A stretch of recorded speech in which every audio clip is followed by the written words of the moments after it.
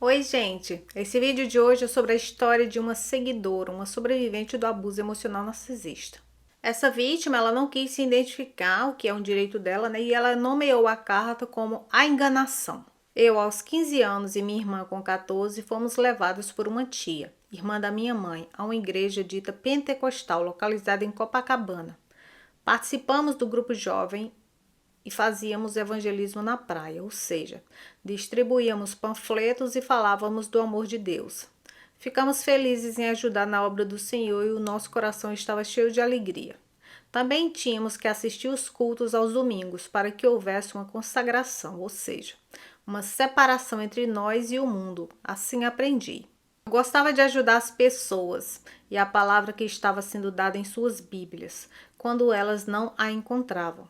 Então, sempre prestando atenção se alguém precisasse de algo. Frequentei a Ilude por 3 anos e no decorrer do tempo comecei a observar situações estranhas dentro daquela igreja. Ficou dentro de mim uma inquietação e não sabia explicar. Ao ver o pastor da igreja pedir as alianças das pessoas casadas, o alerta foi ligado, né? Havia algo muito errado naquele lugar. Parei de ir aos cultos e no decorrer dos acontecimentos saí de casa e fui morar em outro lugar. Eu estava com 18 anos e conheci um rapaz da mesma idade na minha sala, pois fazia o ensino médio. Esse rapaz era negro e minha família não o aceitou como meu namorado. Um dia, vindo do trabalho, meu pai me espancou e eu corri na rua com a roupa do corpo. Passados alguns dias, fui buscar minhas coisas na portaria do prédio onde meu pai era porteiro. Elas estavam em sacos de lixo grandes e trouxemos para a casa do meu sogro, onde morei por alguns meses. Continuando, o rapaz chegou a pedir a meu pai para assinar o nosso casamento, ao que ele disse não. Dormir em uma esteira de palha no chão não era a pior parte, nem as dores que sentia, pois ganhei 4 dias no trabalho devido às marcas no corpo. O pior foi o desprezo que sofri, né? Sendo que não fiz nada de errado. Os colegas falaram para eu da parte do meu pai, mas eu não consegui. Eles ficaram 4 meses sem falar uma palavra comigo. Nesse novo lugar onde fui morar com essa pessoa, comecei a procurar um lugar para louvar a Deus, pois sentia necessidade de congregar com os irmãos. Um belo dia apareceu um homem na porta de casa falando sobre as testemunhas de Jeová e eu me tornei estudante. Eles iam em pares dar o estudo em casa. Após alguns meses, fui convidada para ir ao templo deles. Lá fui e eles me receberam muito bem. Era um lugar abençoado, pensei eu. Continuando, estudei com as testemunhas por 3 anos, enquanto morei nessa comunidade, uma das maiores do Rio de Janeiro. Nesse período sofri muito, pois era nervosa e havia muitas brigas entre nós, até um rapaz sumia em pleno carnaval. Eu já trabalhava no banco e após o expediente eu saí em busca de notícias dele. Fiquei desnorteada e o procurei no trabalho, mas ele não aparecia lá. Curti a maior força. Após alguns dias ele apareceu, como se nada tivesse acontecido. E foi dormir no outro quarto, pois na casa haviam 2. Esperei sair para o trabalho e fui mexer nas coisas dele. Encontrei algumas fotos embaixo da cama de solteiro que tinha lá. Fiquei arrasada e, como toda mulher traída, me senti fracassada e infeliz. Vou fazer um breve comentário aqui sobre essa primeira parte da carta para a gente dar continuidade, que a carta é grande. Bom, pelo que se vê aqui, o pai dela era narcisista e ela também se relacionou com uma pessoa narcisista, né? Ela seguiu esse padrão de toxicidade nos seus relacionamentos, porque era isso que ela entendia como amor, que vem lá da infância, né? E como ela citou na igreja, com certeza eram pessoas narcisistas também, né? E a princípio ela pensou que era um lugar onde Deus habitava. Só que não, né? E isso é bem comum acontecer, né? Você tem esse trauma da infância e todo lugar que você vai, você só encontra pessoas narcisistas. É no trabalho, só narcisista. Seus chefes são narcisistas. Seus círculos de amizade são cheios de narcisistas. Você só se relaciona com um homem narcisista. E isso é um padrão que tem que ser quebrado. Agora vamos para a segunda parte da carta e daí eu faço outro comentário. Quando ele chegou em casa, eu questionei. Ele desconversou e disse que ela era uma amiga de Minas e que estava com um noivo lá. Ou seja, não tinha como eles terem alguma coisa. Eu me enganei e acreditei nele. Pois é, típico de narcisista, né? Fiquei por algum tempo querendo ficar de boa, mas não tinha mais jeito. Era um vazio muito grande porque eu saí de casa dos meus pais, comprei uma casa e refiz a vida, já que meus familiares não quiseram me ver por meses. A ficha foi caindo e eu vi que teria que seguir em frente, mesmo com essa dor tão grande. O pessoal das Testemunhas de Jeová me acolheram e foram gentis comigo, isso foi bom. Mas até a esposa do homem que me ensinava ficou com ciúmes de mim e se afastou de mim, colocando outra pessoa para fazer o estudo. Esse também é um padrão de comportamento bem suspeito de narcisistas. Quando eles veem que você gosta de alguma coisa, eles vão sabotar, porque sabe que você está dando atenção àquilo. Então a atenção não pode estar em nada e nem em ninguém, tem que estar só neles. Então ele sabia que você gostava de estar no estudo, de estar ali, ele tirou logo você e te substituiu para mostrar que você não era tão boa o suficiente, que outra pessoa era melhor do que você. Ficaram então duas mulheres me ensinando, né? Confesso que tem algumas coisas estranhas na forma como eles doutrinam as pessoas, né? Essa história de não comemorar aniversário para não idolatrar a pessoa e não poder doar sangue porque estaríamos ingerindo sangue, a meu ver ficou confuso na época, porque hoje em dia acho inadmissível. Meus pais me chamaram para voltar para casa e eu aceitei. Eles foram buscar minhas coisas, hoje acredito que foi o maior erro que eu cometi, até hoje na minha vida. Vendi a casa para o casal de vizinhos que tinha um bebê com os móveis dentro. Eu queria era sumir dali. Na época, o plano Collor prendeu o valor da venda, que aos poucos foi sendo liberado. Eu vivia chorando e sem apoio nenhum.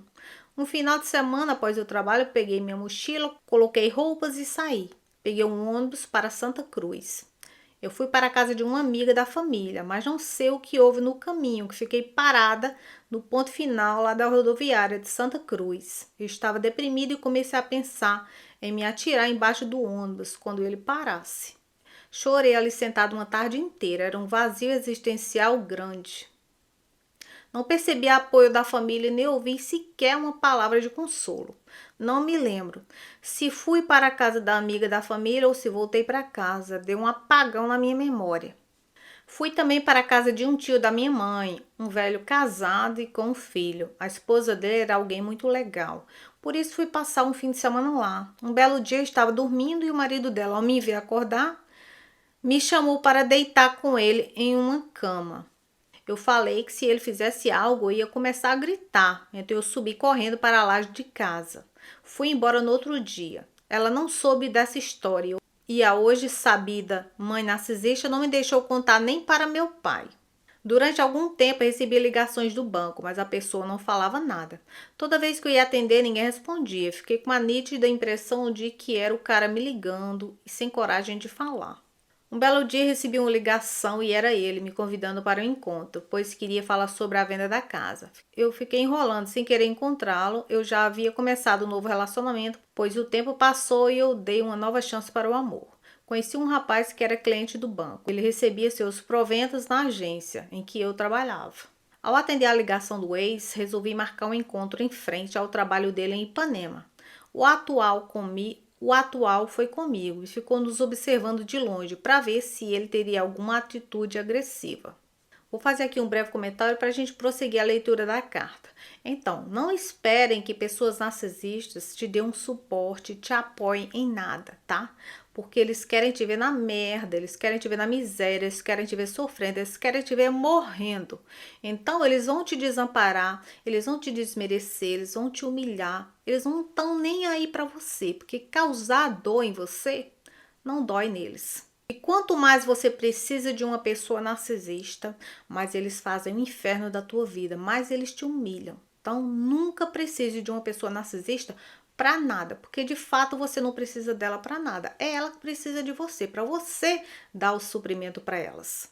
E como eu já falei em outros vídeos, muitos narcisistas são pedófilos, ocorre muito incesto. Gente, famílias disfuncionais já diz, né? São disfuncionais, então tudo é possível acontecer ali.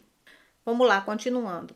Expliquei para o ex que a casa que vendi tinha sido comprada com o dinheiro de 2 empréstimos que peguei no banco e que ficara preso no plano Collor. Eu queria uma parte do dinheiro, não aceitou e reclamou, mas foi embora. Eu respirei e o atual passou uma provação de autocontrole nesse dia. Com 22 anos, continuei namorando meu atual marido por 1 ano e meio. Noivamos só nós dois em um lugar pessoal e começamos a comprar os objetos da nossa casa, que foi cedida pela minha sogra no terreno onde eles moravam. Lembro que alguns itens sumiram do meu enxoval, pois o guardava na casa da mãe narcisista. Passamos por altos e baixos, pois o nervosismo continuava, e eu me descontrolava em casa e brigávamos por nada. Ganhei uma bolsa e comecei a fazer faculdade de letras no bairro vizinho. Senti vontade de congregar em uma igreja e voltei a procurar um lugar onde pudesse falar com Deus. E hoje sei que posso falar com Ele em qualquer lugar e estudar a palavra em casa mesmo. Tinha uma mente engessada. Tinha uma colega e o primo dela nos convidou para irmos conhecer a IIGD. Não sei o que é isso, mas enfim. Marcamos e fomos todos juntos caminhando até a igreja. O culto foi maravilhoso e eu logo me identifiquei com a forma de pregação. Os louvores mexiam com o coração da gente e as lágrimas eram muitas. Após alguns meses, passei a congregar no meu bairro, pois gostava de caminhar e o comércio fica no caminho para a igreja. Uni o útil ao agradável. Falaram que era uma igreja escola em que os pastores se formam e assumem suas respectivas igrejas, quando elas são abertas ou quando transferem algum pastor. Esse templo muda de 3 em 3 anos de pastores. Eu fui chamada para participar de um grupo de intercessão de mulheres e eu fiquei muito feliz. Tive que comprar a blusa que usaria durante os cultos mensais. Eu ficava no bazar onde eu também doava itens para venda, né? Eu distribuía panfletos no evento da caminhada voltando para casa. Fiquei triste no dia em que esqueceram de levar o bolo que cortaram para todas as mulheres após o culto, sendo que fui eu que consegui o valor do bolo no bazar. Durante a pandemia, os cultos eram online, mas eu já não conseguia assistir, pois o áudio não estava bom. Fiquei estudando como uma pastora pela rede social da igreja. As pregações eram direcionadas para as mulheres. Eles pediram doações de alimentos para montar a cesta básica. Eu arrecadei com os vizinhos e amigos. Eu levei muitos quilos de alimentos para ajudar o próximo, mas eu não sabia que eles consumiam os produtos. A equipe fazia cantina para arrecadar valores para ajudar nos gastos do grupo. Eu fiz um bolo de banana fit. Fui saber algum tempo depois que eles comeram o bolo e elogiaram. Por conta disso, fui convidada para fazer o almoço de alguns pastores da igreja na quarta-feira. Primeiro falei que ia pensar. Quando cheguei em casa e comentei com meu marido, ele achou um absurdo. Falei para o líder do grupo que não aceitava fazer almoço para 6 pastores. Fazia parte de um grupo do WhatsApp de pedidos de orações e eu ficava feliz em ajudar. Comecei a ver postagens sobre política e possíveis eleições dos filhos do dono da igreja. Isso me deixou muito chateada e postei que aquele grupo não tinha essa finalidade, né? A líder do grupo falou comigo no privado para que eu me reportasse a ela para falar disso. Eu afirmei o que tinha falado e agradeci a orientação. Ela se dirigiu ao grupo falando para não fazerem esse tipo de postagem, mas não adiantou. Passados alguns dias, postaram que os filhos do dono da igreja foram eleitos e comemoraram. Eu saí do grupo e da igreja. Recebi uma mensagem dela perguntando se eu não ia mais às reuniões, porque quem sai do grupo é porque saiu da igreja. Respondi que sim. Desde então, estudo a Bíblia online e me sinto muito bem. Sou abençoada pela palavra de Deus. Ele me revelou muitas coisas nesses últimos 4 anos da minha vida. Estou aprendendo a lidar com essas pessoas do mal. Graças a Deus por tudo. Um dos enganos do mundo são as pessoas que não conhecem o verdadeiro Deus servirem igrejas, servirem templos, pensando que estão servindo a Deus. Só que vocês têm que entender uma coisa, Deus quer a sua servidão a Ele, não à igreja. Porque você, como ser humano, em carne, osso e espírito, você é o templo de Deus, você é a igreja de Deus. Não há possibilidade de você conhecer o amor de Deus fora de você. Isso é um processo que ocorre internamente dentro de você. Então não adianta sair por aí buscando Jesus Cristo e Deus em nada e nem ninguém. Porque isso é uma experiência única. Você tem que vivenciar um processo que é de dentro para fora e não de fora para dentro. Pelo que parece nas suas experiências aqui com a religião, né? Você fica buscando esse Deus para preencher esse vazio dentro de você, fora de você. Esse vazio só aumenta. E aí nessa você cai em cilada, né? Você vai em igreja que parece mais uma seita, né? Que querem que você seja serviçal, que você sirva a eles. E servir a pastor, servir a religião e servir a igreja não é servir a Deus. Então, não caiam nessa cilada, abram os olhos de vocês, busquem a cura interior para vocês desmistificarem esse monte de enganos que vocês acreditam ser verdade. E pelo que me parece aqui na sua experiência, era uma igreja totalmente corrompida, né? Onde eles ficavam abusando da boa vontade dos fiéis, das pessoas vulneráveis, para o próprio benefício. Política e religião já não se mistura, para começar aí, né? Porque política e religião têm valores diferentes, mas ao mesmo tempo é uma forma de manipulação e controle mental. Ambos usam desse mesmo poder para fazer você se submeter a eles. Tanto a política quanto a religião é uma forma de controle mental, é manipulação pura. Então você, querida, e todo mundo que está me assistindo, abram os olhos de vocês. Tirem Deus de dentro da Bíblia. Deus não cabe na Bíblia, tá? Deus é muito grande. Não adianta você ler sua Bíblia e viver sendo um crente de cabresto. Tirem todo o ensinamento que você lê na Bíblia e coloquem na vida de vocês. Amplifiquem esse Deus, porque Deus é muito grande, ele é infinito. Porque a religião ela foi criada para nos separar um dos outros. Deus ele veio para nos unir. Então não busque religião, busque a Deus, busque a verdade. Parem de se enganar e acordem para a vida, porque é agora ou nunca. Saibam que todo Criador tem a sua criação e você como criação tem a herança do divino. Você é poderoso, você é único, você é grande, você é o centro do universo. Então parem de buscar fora de vocês o que vocês já têm dentro de vocês. Basta você se esforçar e se conectar com o divino, porque você foi feito à imagem e semelhança de Cristo. E você tem que se enxergar da mesma forma que Deus te enxerga, com o mesmo valor sagrado que Deus te enxerga. Porque o foco das igrejas é arrecadar dinheiro para eles usufruírem, eles querem a sua escravidão à igreja. Sendo que você trabalha de graça, faz de tudo e não recebe nada, enquanto eles ganham todo o dinheiro, ganham o bem bom e vivem às custas da sua servidão. Então comecem a ler a Bíblia e traduzam ao pé da letra coisas que estão profetizando nos dias de hoje. Porque a Bíblia não é uma fábula. A Bíblia tem um segredo da vida, tem o segredo da libertação. Só que depois que você lê a Bíblia, você tem que tirar Deus dali de dentro, porque Deus é um Deus de infinitas possibilidades. Não pode ser limitado, porque ele é muito grande e muito poderoso para caber dentro de uma caixinha. E é isso por hoje, gente. Muito obrigado, querida, que não quis se identificar pela sua carta. E se você quer mandar um pouco da sua história, é só escrever para o e-mail que está aqui na descrição do vídeo. Você pode me escrever várias cartas com histórias diferentes. Coloque o nome fictício, você não precisa se identificar se você não quiser. E eu conto aqui um pouquinho da sua história de vida. Muito obrigada e vejo vocês nos próximos vídeos. Bye!